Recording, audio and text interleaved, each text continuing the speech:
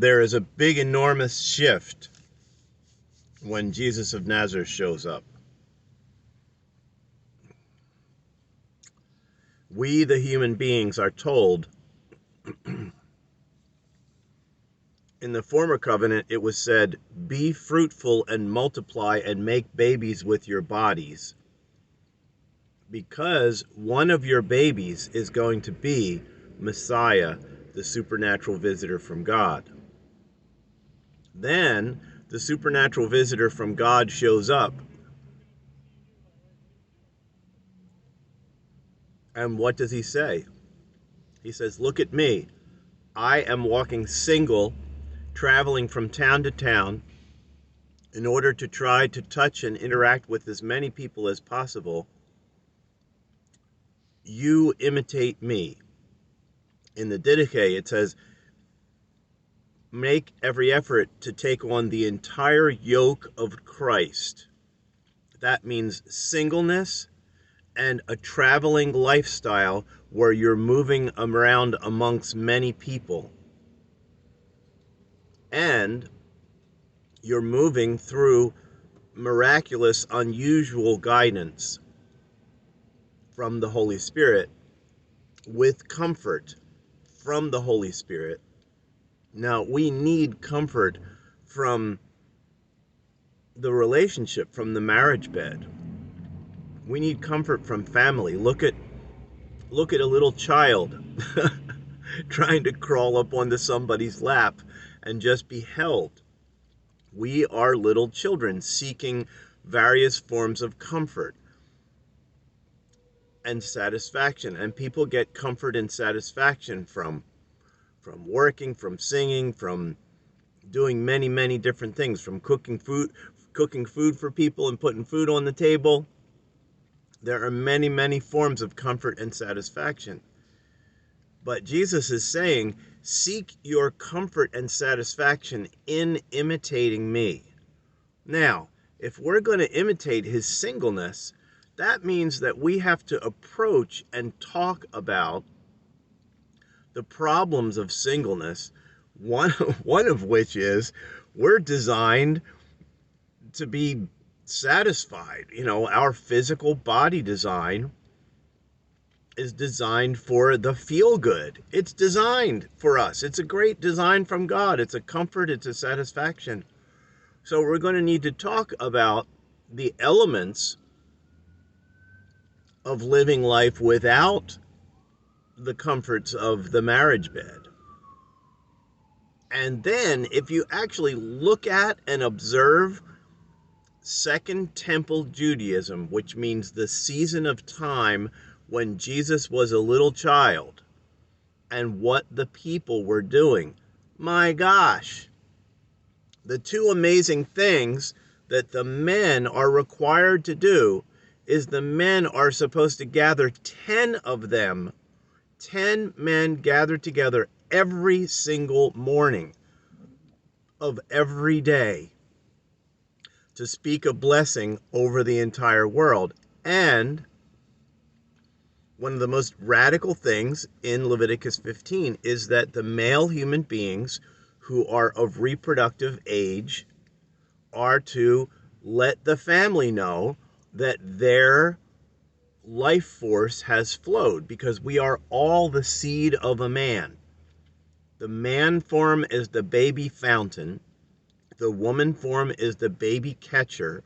This is no big, fancy, complicated, scary thing. And the men are called to let the family know, hi, I need prayers for the next 24 hours. I am untouchable until the next sundown, because my body has released its chi, its life force. The woman, when she's in her cycle, gets blessings for 14 days around her cycle from the entire family.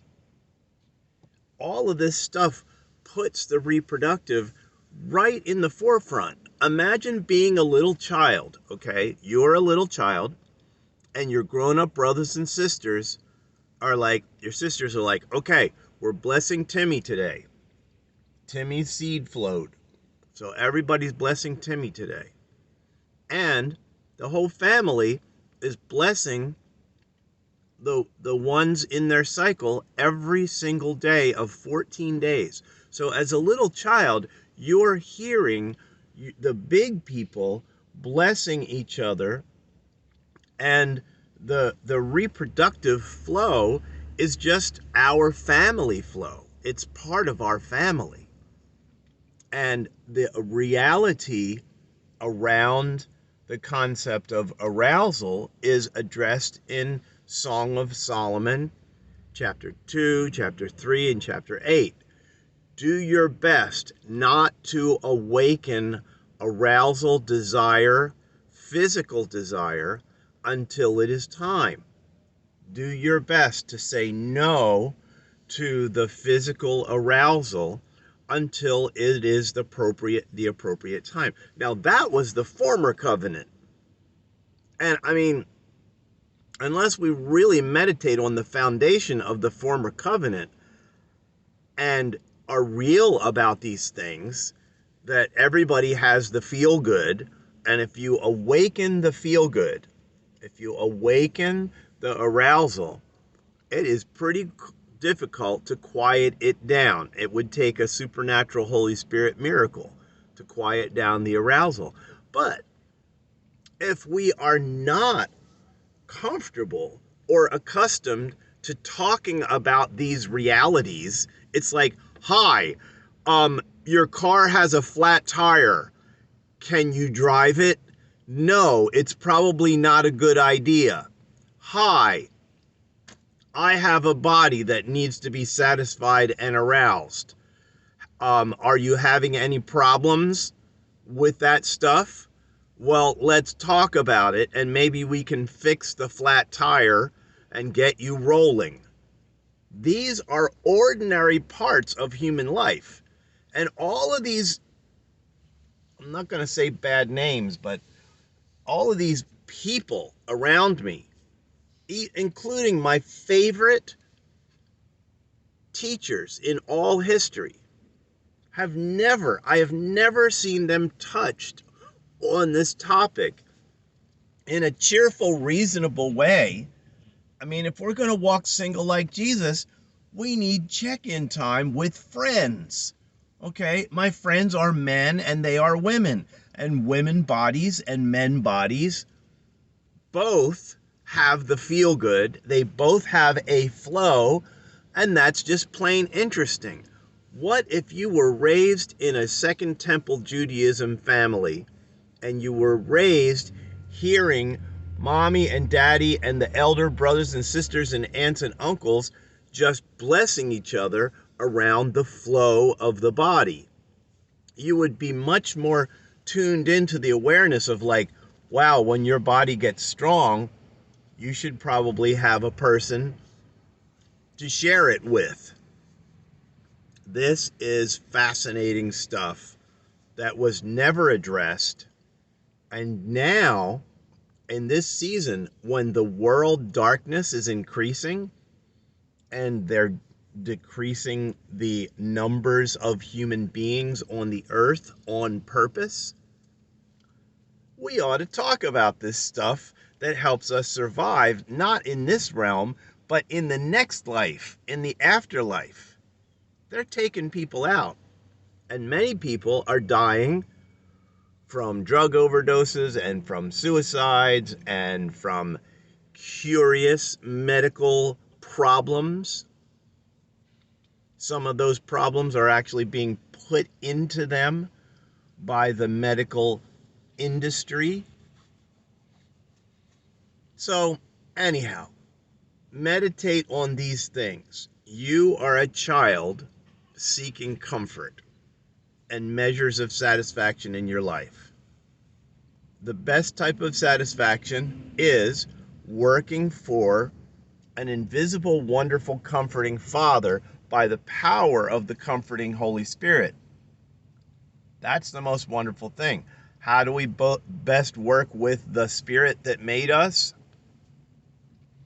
It is written in John 6:29. Jesus says, in order to work with the highest spirit, connect with, become twinsies with, get yoked to, and labor with the one that has clearly been sent to you by heaven, by God, by the good Spirit, the one who is clearly most a friend of God, or one who clearly is imitating Jesus more so than all the other people that you know. Connect with the sent one. Attach to, become twinsies with the sent one who is sent to you. Even if you're just helping that person count their paper clips, you are helping the work of the Most High Father, and the work that you're doing is actually hooking up your afterlife. You are setting up your entire forever life by connecting with the one that has been sent to you by heaven. And miracles and successes and abundant life is going to be the result. Yippee!